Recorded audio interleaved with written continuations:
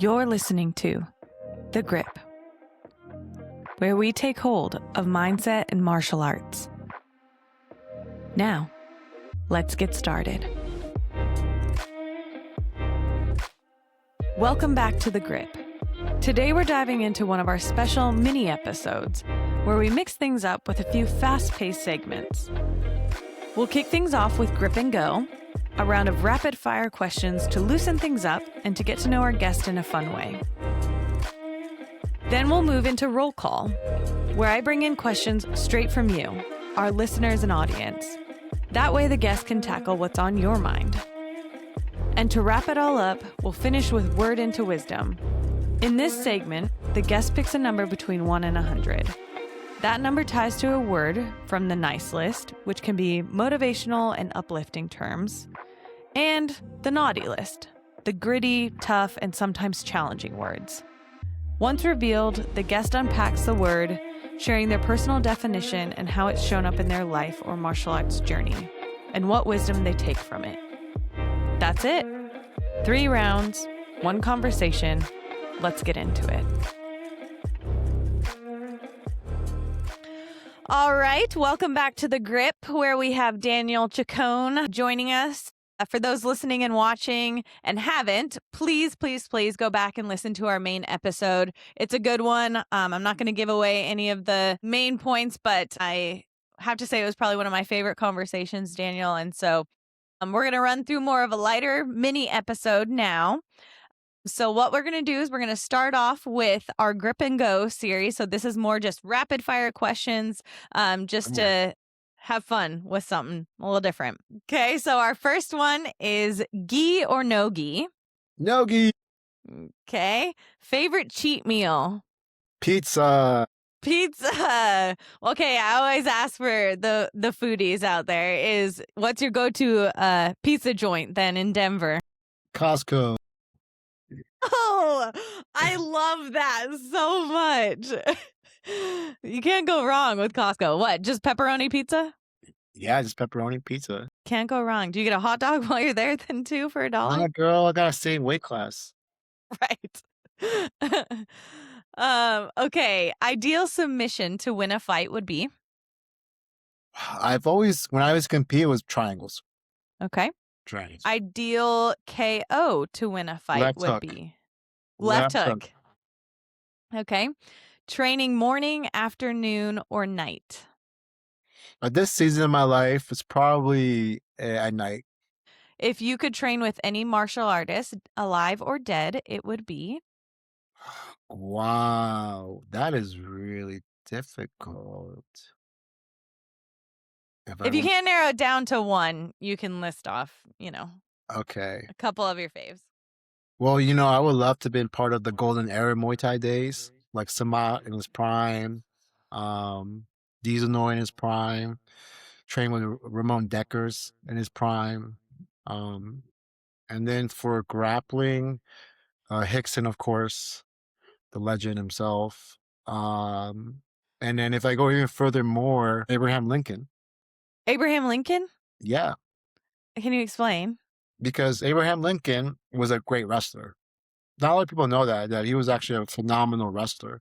I did not know that. Yeah, very competitive, very long, very strong, very great technique. And so he had a tremendous run as a wrestler. And he also inspired a lot of the presidents further forward to at least try martial arts. Like Theodore Roosevelt did jiu-jitsu and judo and boxing. But in his memoirs, in his books, he talks about Abraham Lincoln being inspiration. Abraham Lincoln was inspired by Socrates, by the Stoics, because the Stoics also wrestled. So Fascinating. I'm assuming you read all of this too, the reader that you are. I dabbled. That's awesome.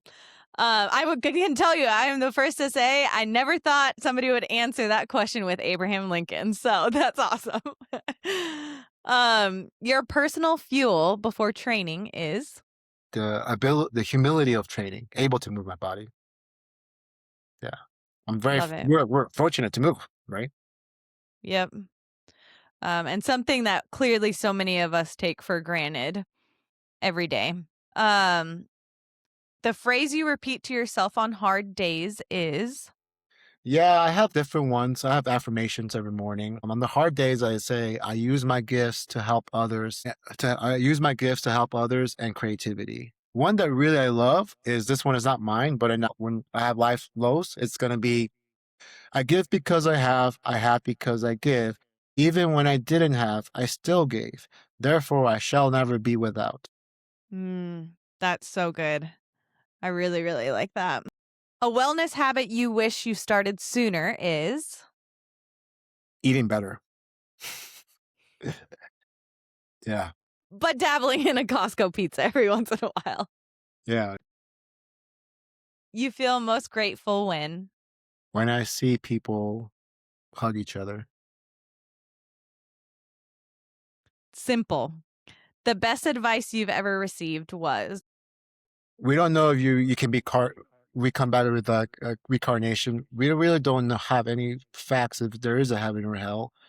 So on that, you only have one go in this life. So make a good one. Very good. Awesome, Daniel. Okay, so now what we're going to do is we're going to transition over to our roll call series. So this is questions from the audience, friends, family, and I pulled the ones that I felt like maybe you'd be able to give a good opinion or answer to. So our first one is, how should someone decide which martial art is right for them? The cool thing about nowadays is that you can go on forums and you can use a lot of information from other people's experiences. So if you have friends in your circles that have done martial arts, and then just ask them about their experience and about their academy, that usually is going to give you good input. And then obviously trying more than one place usually gives you a lot of input. And try to detach yourself from what it's supposed to be and just enjoy for what it is. And then you kind of will find a spot that really resonates with you. I always say if a place is like I try to tell my instructors, we want to be the most welcoming gym in the whole city. And so if a place is welcoming and you feel like those needs are met as a person, you'll find a place for you. Yeah, You'll find those people. They'll find you. love it. What's the biggest mistake you see beginners make in training? Wanting to go fast. There's a level of understanding and applying. So like at the lower levels, unconscious incompetence. As you progress, it's conscious incompetence. And then as you progress, it's conscious, I believe, competence. And then at the highest level is unconscious competence. That's like mastery level. So it's okay if you're at unconscious incompetence. So understand you don't know left and right, right and left. So that stage is fine. You're fine. You're fine. You're fine. Your goal is to reach conscious incompetence. And so you know what you're doing, but you're able to fix it. I think people rush to spar. And so I think that's a part of it too. In my school, we have a penny system, like a jersey system. So when you see some of our students wear an orange penny, they're at conscious incompetence. So be nice to them, right? Yeah, And okay. so I think like people rush it, basically. Yeah, good advice. I'm going to add to that question just because I'm curious. Same idea. So, what's the biggest mistake that you see seasoned practitioners make? So, people that maybe have been in the game and have been training for years. Yeah, that's a really good one. I think that's actually challenging me right now. Because I do think a lot of times people get something that kind of irks me a little bit. And I get it though, is we all have to start from somewhere, but it does bother me a little bit when there's almost this talk down approach. Mm, And I, for example, I'm going to say like in Brazilian Jiu Jitsu, and it's like almost like scoffing at the white belts and like kind of talking down and like, oh, they're just a white belt. And oh, and I do think that there's a lot of lessons and things that beginners can take no matter what practice or art you're mhm. in. But I still think, Yeah, no, no. sometimes I think there's a reverse of Yeah, there's probably a lot of lessons and still to learn as somebody who's been in the game for a long time. And they just look different. yeah. No, I can definitely resonate with that. That totally makes sense. I think oftentimes if you're a seasoned martial artist or competitor, you do build this ego or some form of like hierarchy of like I'm a top, right? And then you start making fun of the white belts, like, oh, being spazzy white belts, and blah, blah, blah. And then Right. they don't know any better, so they're like, oh, I'm a spazzy white belt, and they start putting themselves down. So I think that is fucked up, and I think that's as you if you're a higher belt, like one of the core values of my school is stewardship.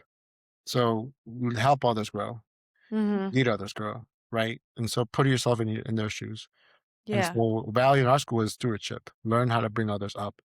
Um, and just be mindful of how I'm not saying you have to be a clean toe guy, like, like you can get Right. high over the weekends and fucking get drunk and have tattoos on your face. I don't give a fuck. However, have stewardship. Be kind Yeah. because it took so much courage for that person to step on the mat. Mhm. Some of them might be deliberating in their fucking car before they even got there. Like, and they finally got the idea. I'm gonna do it, and they go up. Like, Yeah. it was easy for you, but because it's you, Mhm. it's not easy for everyone. Yeah. Um, yeah, it's difficult because I see it often. Like, I've been in jiu-jitsu for a while, and that's a turnoff for me in jiu-jitsu. Like, the reason I said no gi is because I hate the fucking belts. I hate the belt system. I think Mhm. skill is more important. I think kindness is more important. I think the art is more important. So I think like and I get it, you need to have some kind of checkpoints and growth, right? Sure. But I think the belts is just kind of not helping.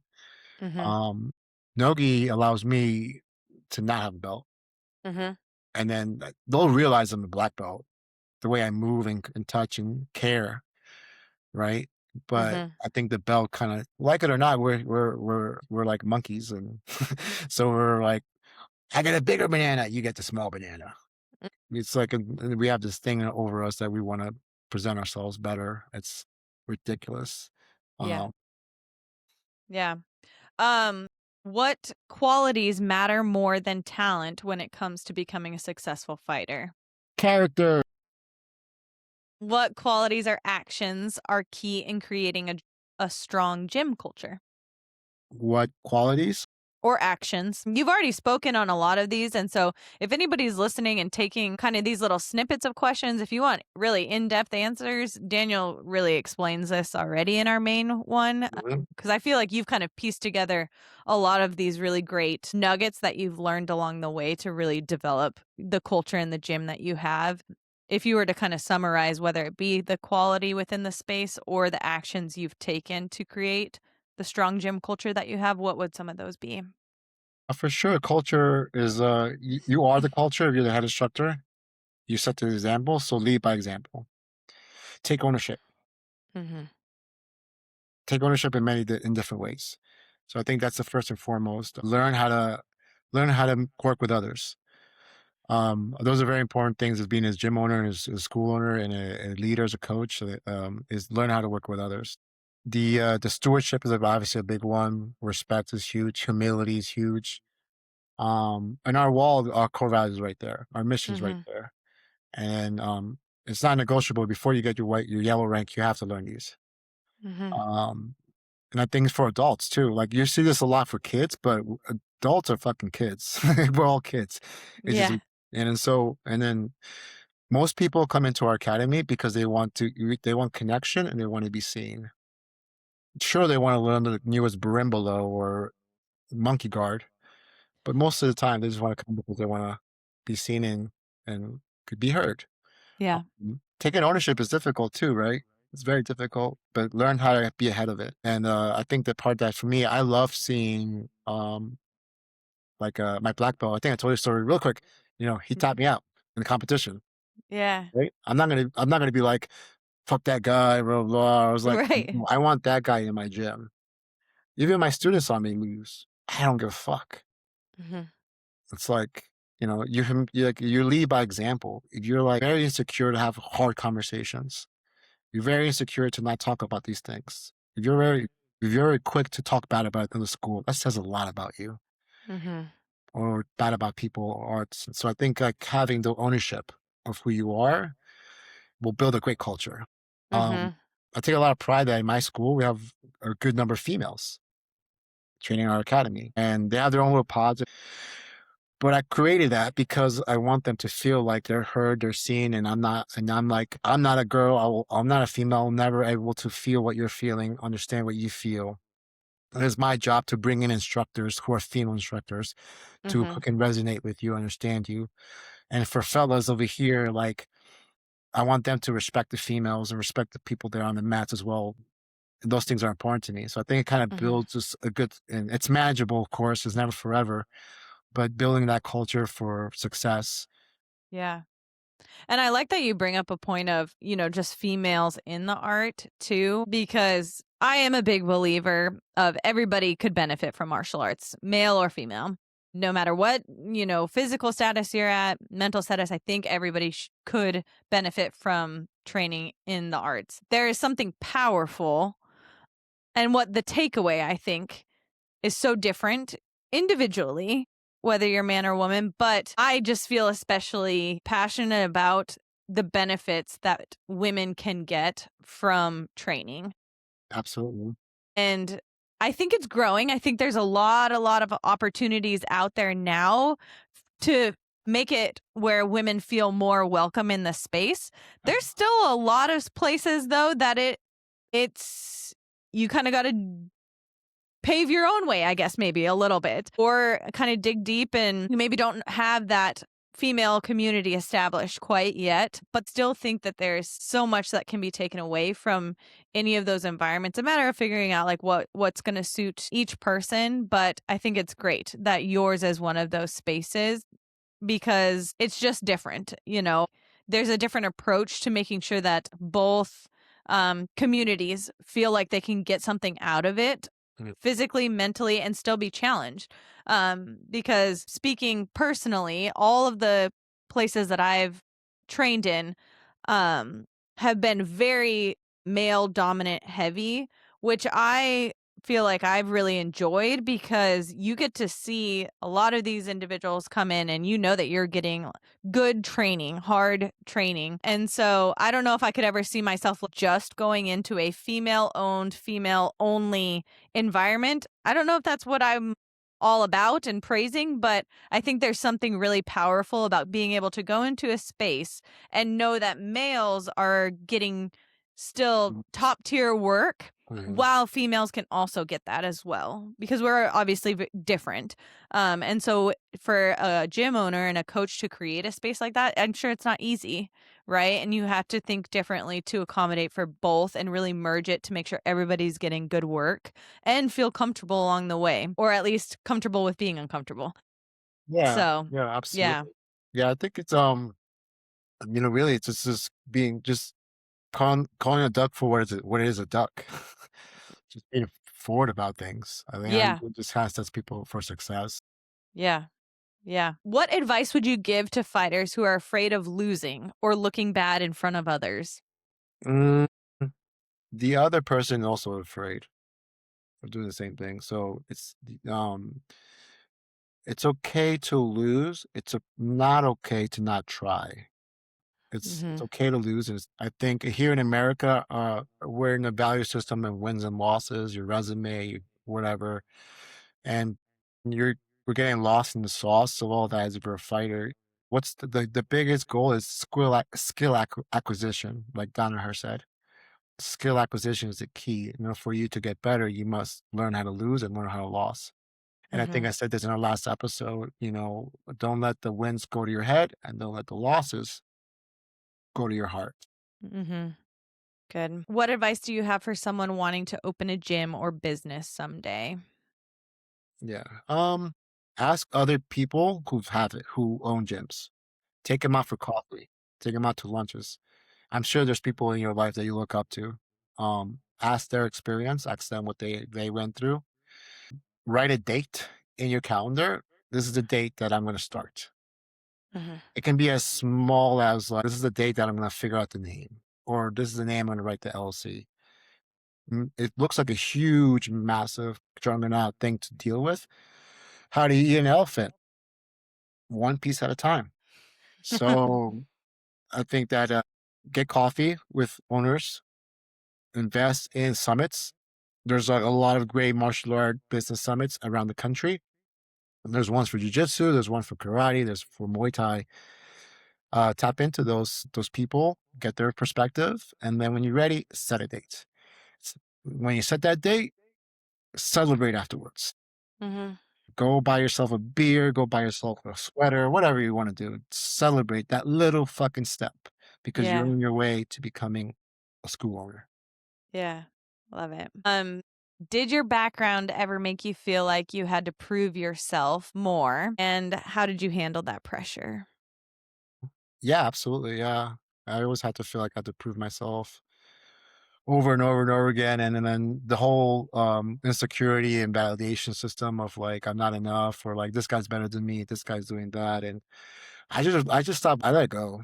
Mm-hmm. I embraced the student mastery pathway. And it's Mm-hmm. but it was difficult. It was very difficult when I was competing professionally and all that stuff and even getting tapped out.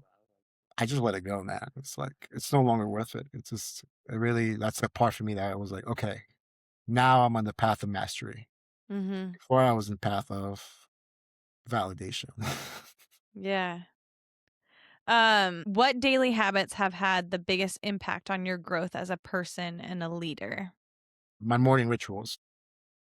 And I know you talked about the four. Can you say those again? Journaling, affirmations, reading, I think is physical activity. Oh, there's one more. But all these things are really important because when you wake up, your brain is everywhere. And so I have my affirmations every year it changes. And oh, calling a friend. I'm sorry, calling a friend. Um, Yes. calling a friend. Yeah. So um, our brain is everywhere. If you just chisel in a little bit of your time, just 15 minutes of your morning, I promise you it's going to be a massive success. That could be meaning getting up earlier. If you teach a 6 a.m. class, get up at 4:45. It's like journaling is you're getting comfortable with with your own words and your own thoughts. And it could be a workbook. It doesn't have to be freestyle work. So you can buy workbooks on Amazon to help you journal. You don't have to do Mm-hmm. freestyle. Reading something that interests you, that you want to learn. It could be martial arts. It can be outside of martial arts. Something that always interests you. Affirmations, the way you speak to yourself, right? I have an affirmation for my work. I have an affirmation for my play. I have an affirmation for my well-being. I have an affirmation for my relationships. I have 4 affirmations. You don't need 4, maybe just 1. And then lastly, calling a friend. And I mean calling a friend, it could be texting a friend. Maybe you can Mm-hmm. text out your family, Yeah. you But know, simply reaching out. super reaching out. Yeah, I like that. Might have to steal that one. Or all of them, honestly. um, okay. What do you hope people feel when they walk into your gym for the first time and when they leave your gym after their first class or training session? When you walk into my academy, I hope you feel seen and I hope you feel welcomed. And when you leave my academy, I hope you felt like you learned something and your time and your energy and your attention was well invested. Awesome. If I am blessed to have that, then your income is just an extra. Mm-hmm. Yeah. All right, Daniel, we are moving on to our last and final Oh, section of our wait, mini episode. pizza. So this is, and then you're getting pizza. um, so this is our word into wisdom section. So we either start with a naughty list. So this is more challenging, gritty words, or our nice list, which is more motivational, uplifting terms. And so you'll choose one to start with. You're going to pick a number between 1 and 100, and then I will tell you your word and the definition, and then I'll have you give me more of your personal definition or how it's shown up in your life or martial arts journey or just any wisdom that you take away from it. Great. Let's run it. Okay. Uh, Start with naughty or nice. naughty, Okay. So 1 to 100, 13, 13. Superiority. Looking down on others as less than, or closing your heart and mind to them. it's very common in martial arts. So when you're proficient in something to look down on others. And I've been in that avenue as well when other people's look down on me. And then so I've been guilty of that. I've been guilty of it's called status adjustment, where you walk in a room and then you'd be like, I'm a black belt. and I'm a world blah blah blah, right? Because I want to be respected or some shit. Or like when you see people, they don't let go of their title of professor or crew. They're like, call me. You have to call me professor. You have to call me crew. Like in my academy, you call me coach. In Carol less if you call me professor or coach. I mean, professor or crew, whatever. So I think eventually, I think if someone is long enough in this space, you will see that there's many more people out there who are better than you, who are more successful than you. It's because you put yourself in your own way and they Mm, remove themselves. That's why they're there. Yeah. yeah. Good. Awesome. Okay. Moving on to our nice list. So 1 to 100.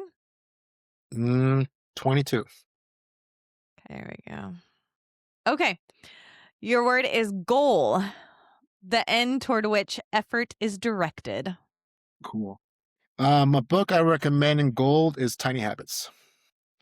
And now people will look at Atomic Habits, which is still a great book, but however, the Tiny Habits became the first core of this book.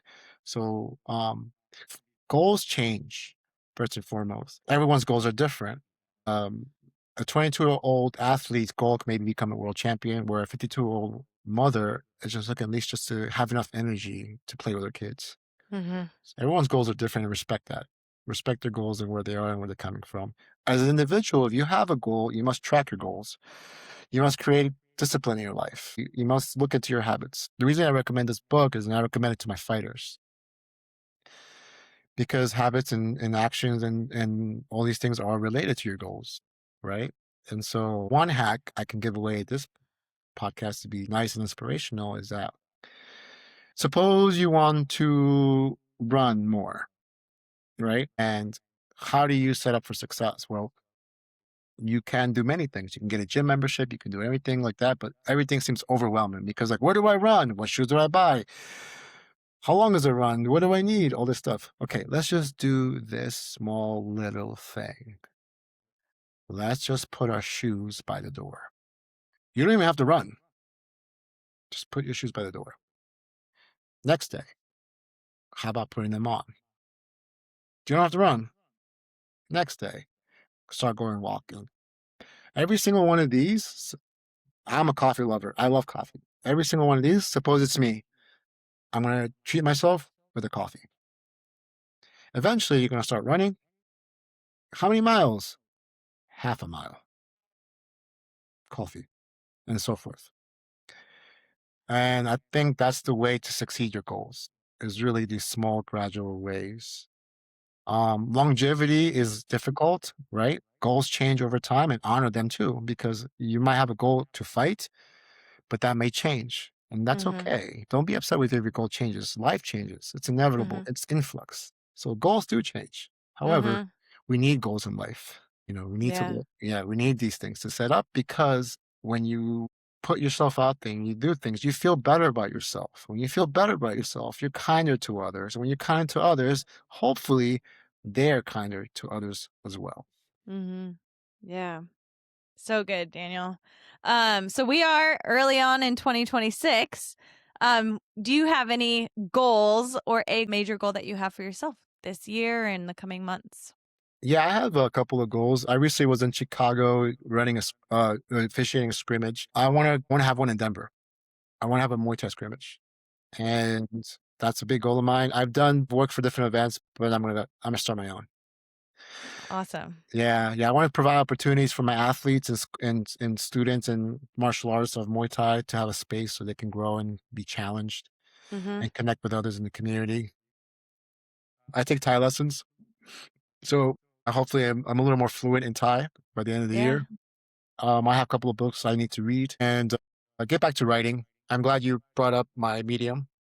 Like, writing was a big part of me and my growth, and as a leader and Yeah. as a coach. And so I think have taken a break from that, and so I feel like it's time to get back on that pad and start with one word. There we go. The small wins. Well, Daniel, this has been a small, kind of a large win in my mind, just even sitting down and having a conversation with you. I can't thank you enough. You are doing the good work. I'm very inspired getting to the end of our conversation, just hearing about your background, all the hardship that you went through, but the accomplishments that you've also experienced. And it gives me hope. And I think it's going to give a lot of other people hope and motivation to just keep moving forward and seeking out the resources that you really described throughout our conversation. Of there's so many different avenues that we can continue to better ourselves. And so thank you, thank you, thank you. And for those listening that want to follow along, please go and check out, if you're in the Denver area, Denver Muay Thai and Fitness. You can check out their website at www.coachdannychacon.com. You can check out his Medium account at Daniel Chacon, or go see his YouTube channel at Coach Daniel Chacon. I will link all of these down in the description for both episodes. So go check him out. And then also his Instagram at Double Kick Danny. Double Kick Danny. Perfect. Okay. Daniel, any final words you have for the people? I'm very honored and blessed to be part of this podcast and also be part of what I do for a living. The last words I have for these people, be kind to each other, be respectful to each other, really follow your heart. And I believe that community is everything. So find your community. Absolutely. Well, thank you, sir. And I hope to maybe have a deep dive into your community. If my husband and I can get up to Denver one of these days, we'll have to swing over and check out your gym. Please do. It sounds like a great environment. So I will be in touch. Thank you. Thank you.